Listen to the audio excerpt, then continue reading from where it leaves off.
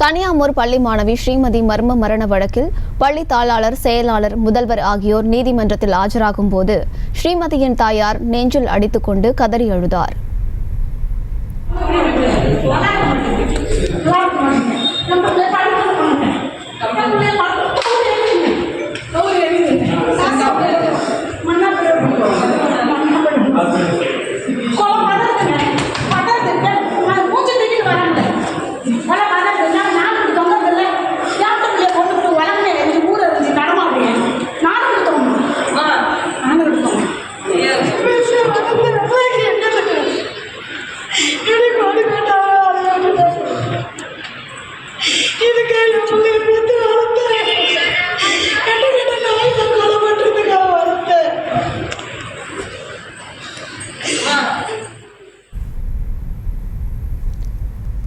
இது குறித்தான மேலும் விவரங்களை கொடுப்பதற்காக செய்தியாளர் சத்யமூர்த்தி இணைப்பில் இருக்கிறாரிடம் பேசலாம். சத்யமூர்த்தி, முழு விவரங்கள்.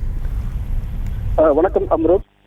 அதாவது கள்ளக்குறிச்சி மாவட்டம் சின்னசேலம் அருகே இருக்கக்கூடிய கனியாமூர் சக்தி மெட்ரிக் மேல்நிலைப்பள்ளி மாணவி ஸ்ரீமதி என்பவர் கடந்த 2022ஆம் ஆண்டு ஜூலை மாதம் 13ஆம் தேதி மர்மமான முறையில் பள்ளி வளாகத்தில் உயிரிழந்தார்.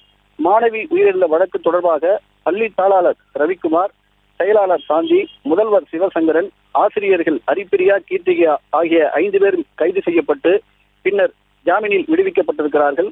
இதனைத் தொடர்ந்து விழுப்புரம் நீதிமன்றத்தில் இந்த வழக்கு தொடர்பாக குற்றப்பத்திரிகையை தாக்கல் செய்த சிபிசிஐடி போலீசார் இந்த வழக்கில் இருந்து பள்ளி ஆசிரியர்கள் ஹரிப்பிரியா, கீர்த்திகா ஆகிய 2 பேரையும் நீக்கி தாக்கல் செய்திருந்தார்கள்.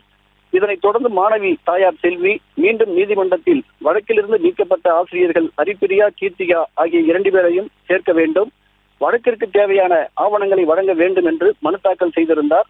இந்த மனுவின் அடிப்படையில் விழுப்புரத்தை தொடர்ந்து கள்ளக்குறிச்சி நீதிமன்றத்தில் 3வது முறையாக இந்த வழக்கு இன்று விசாரணைக்கு வந்தது.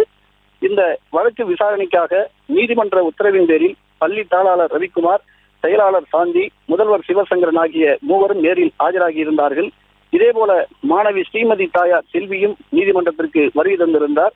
இதனைத் தொடர்ந்து நீதிமன்றத்திற்கு வருகை தந்த பள்ளி தாளாளர் ரவிக்குமார், செயலாளர் சாந்தி, முதல்வர் சிவசங்கரன் ஆகிய 3வரையும் பார்த்த செல்வி சற்றும் எதிர்பாராத வகையில் நெஞ்சில் அடித்துக் கொண்டு பெத்த வயிறு பத்திக்கிட்டு எரியுது, நீங்கள்லாம் மண்ணா போயிடுவீங்க என்று சொல்லி கண்ணீர் விட்டு கதறி அழுததால் நீதிமன்ற வளாகத்தில் பரபரப்பு ஏற்பட்டது.